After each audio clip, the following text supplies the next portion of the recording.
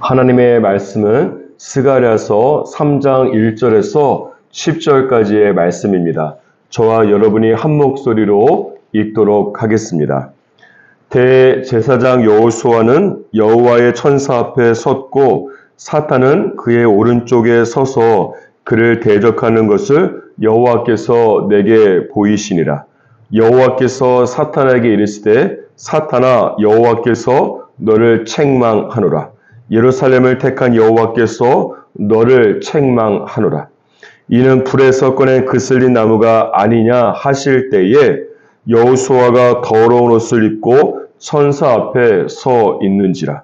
여호와께서 자기 앞에 선 자들에게 명령하사 그 더러운 옷을 벗기라 하시고 또 여호수아에게 이르시되 내가 내 죄악을 제거하여 버렸으니 내게 아름다운 옷을 입히리라 하시기로 내가 말하되 정결한 관을 그의 머리에 씌우소서 하매 곧 정결한 관을 그 머리에 씌우며 옷을 입히고 여호와의 천사는 곁에 섰더라. 여호와의 천사가 여호수아에게 증언하여 이르되 만군의 여호와의 말씀에 내가 만일 내 도를 행하며 내 규례를 지키면 내가 내 집을 다스릴 것이요 내 뜰을 지킬 것이며 내가 또 너로 여기 섰는 자들 가운데에 왕래하게 하리라. 대제사장 여호수아야 너와 내 앞에 앉은 내 동료들은 내 말을 들을 것이니라. 이들은 예표의 사람들이라. 내가 내 종 싹을 나게 하리라. 만군의 여호와가 말하노라. 내가 너 여호수아 앞에 세운 돌을 보라. 한 돌에 7 눈이 있느니라. 내가 거기에 새길 것을 새기며 이 땅의 죄악을 하루에 제거하리라. 만군의 여호와가 말하노라. 그날에 너희가 각각 포도나무와 무화과나무 아래로 서로 초대하리라 하셨느니라. 아멘.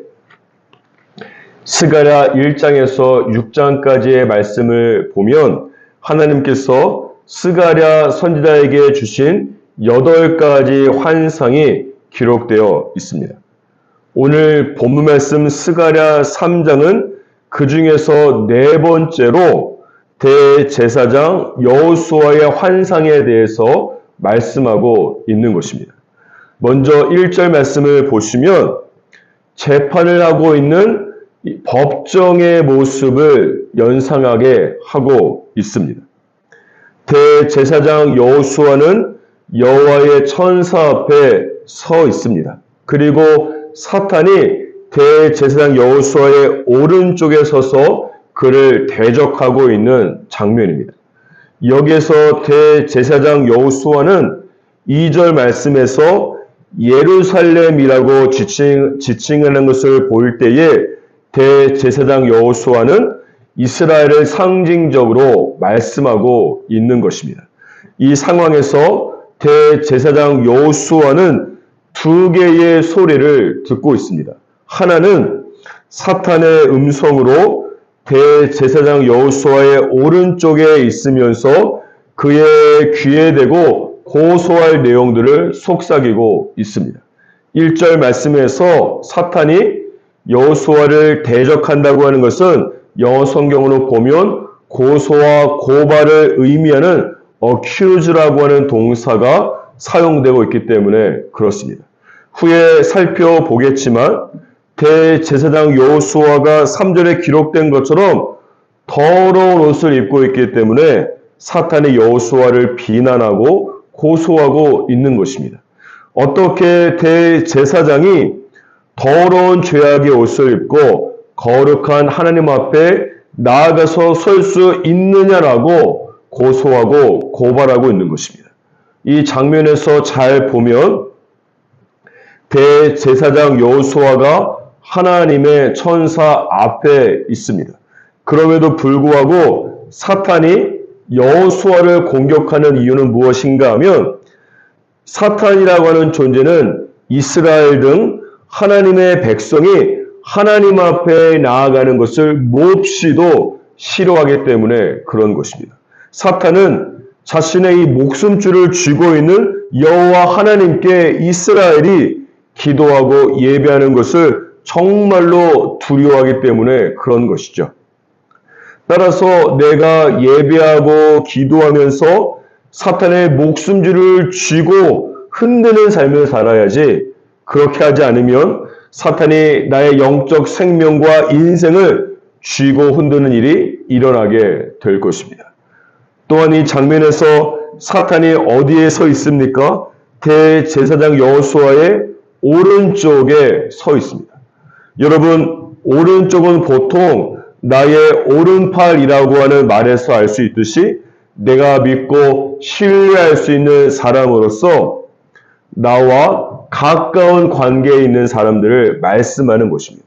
따라서 사탄의 공격은 저기 멀리서 나에게 오는 것이 아니라 나와 가깝고 나와 친밀한 관계에 있는 그런 사람들의 말과 행동을 통해서 나에게 온다라고 하는 것입니다. 그렇기 때문에 저와 여러분은 사탄이 언제 누구를 통해서 영적 공격하는지를 잘 파악하고 분별하고 대비하는 것이 중요한 것입니다. 영적 전쟁에서도 지피지기면 백정백승이기 때문에 그런 것입니다. 이런 사탄의 음성이 들려오고 있을 때에 대제사장 여호수아에게 들려오고 있는 또 다른 하나의 음성은 무엇입니까? 그것은 2절 이하에 기록된 것처럼 하나님의 음성입니다. 하나님께서 대제사장 여호수아를 향한 사탄의 거짓 고소에 대해서 무엇이 진리인지를 말씀해 주고 있는 장면입니다. 최근 용어로 말하자면 사탄의 가짜뉴스 살포에 대한 하나님의 영적인 팩트 체크와 이 진리의 말씀을 선포해 주고 있는 것입니다. 이 장면에서는 사탄이 대제사장 여호수아를 거짓말로 죄책감을 주고 속삭일 때에 하나님께서 어떻게 반응하고 있습니까? 2절 말씀을 보시면 크게 두 가지로 반응하고 있습니다. 첫 번째는 사탄아 여호와께서 너를 책망하노라라고 말씀하시면서 하나님께서 사탄을 꾸짖고 있습니다.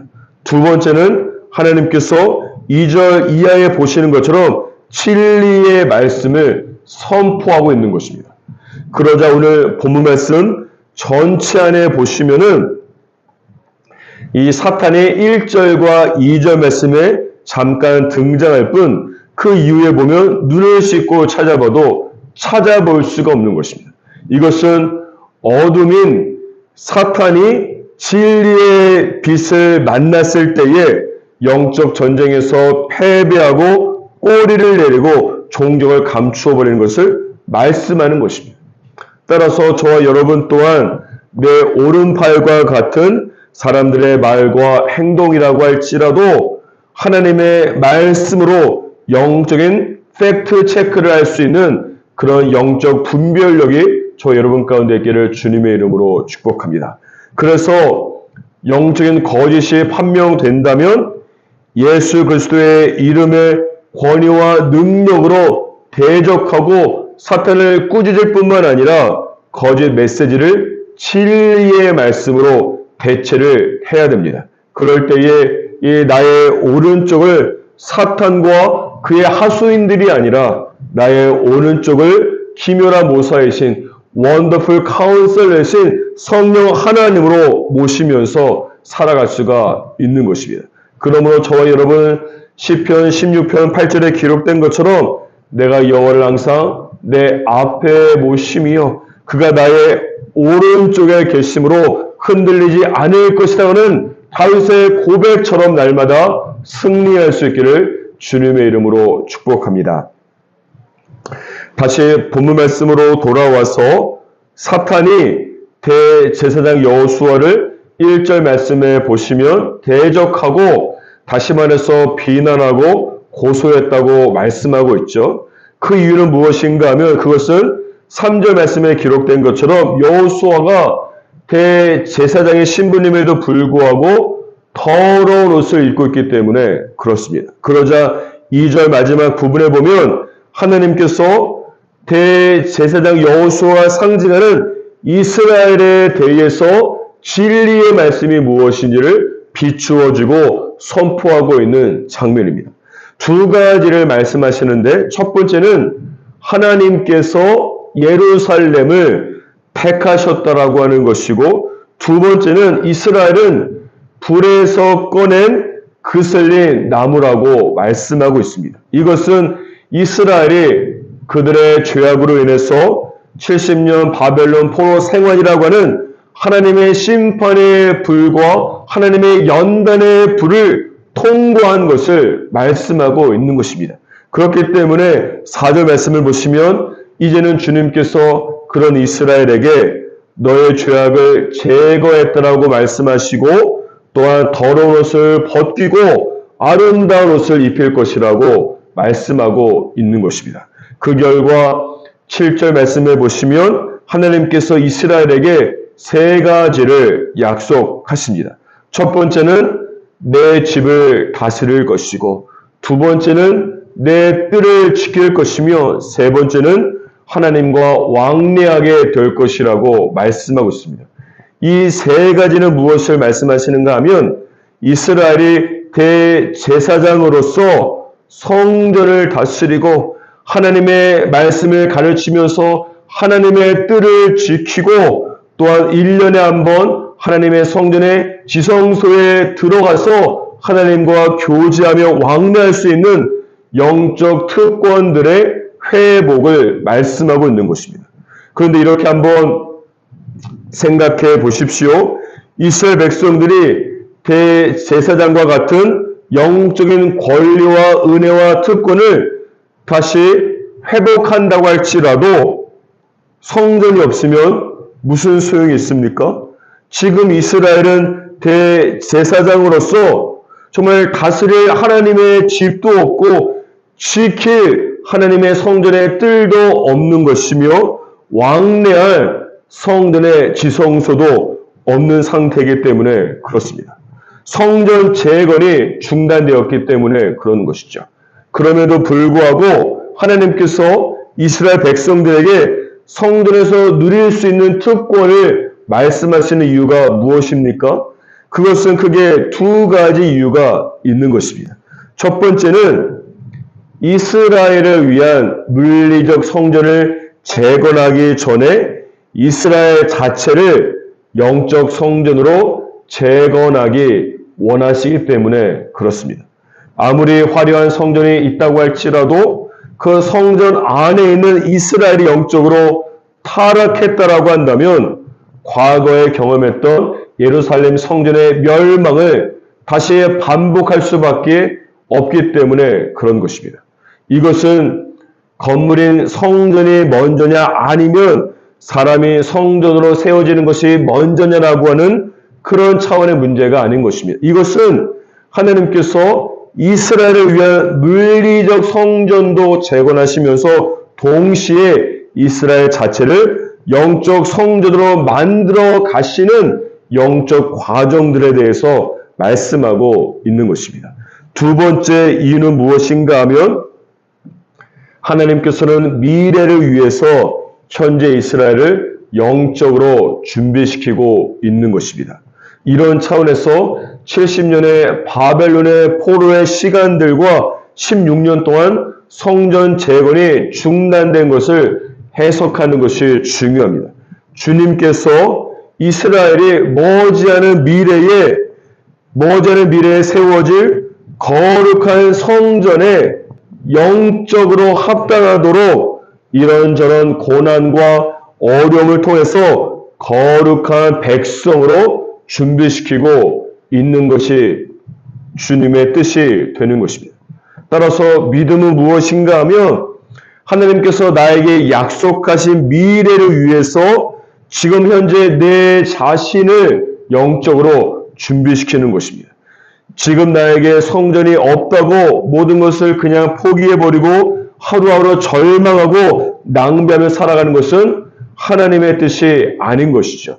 지금 비록 나에게 성전이 없지만 내 자신이 성전이 되기 위해서 매 순간 주님의 말씀에 순종하며 살아가는 것이 믿음일 뿐만 아니라 더 나아가서 내 자신이 성전이 되기 위해서 거룩한 삶을 매 순간 살아가는 것이 하나님께서 말씀하시고 주님께서 약속하신 성전 재건이 이루어질 것이라는 나의 믿음에 대한 예언적 선포와 예언적 믿음의 행동이 되는 것입니다.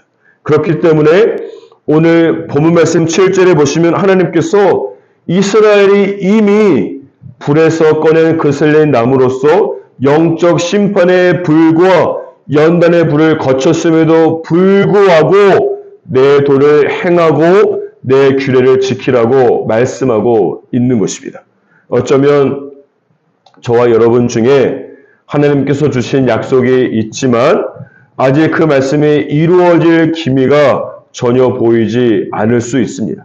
하지만 이것은 오늘 본문 말씀에 의한다면 하나님께서 물리적 성전을 제거하면서 이스라엘을 영적 성전으로 재건해 가는 것과 같은 것입니다.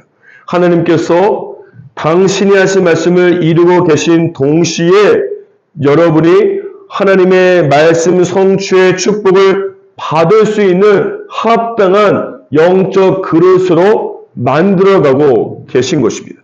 그러므로 하나님의 약속이 이루어질 것 같지 않아서 게으름과 나태함으로 살지 말고 오히려 하나님께서 미래에 주실 축복을 확신한다라고 하는 나의 믿음의 예언적 표현으로서 예언적 행동으로서 그 축복을 받을 수 있는 영적 그릇에 합당한 거룩한 삶을 살아가는 저와 여러분이 되기를 주님의 이름으로 축복합니다.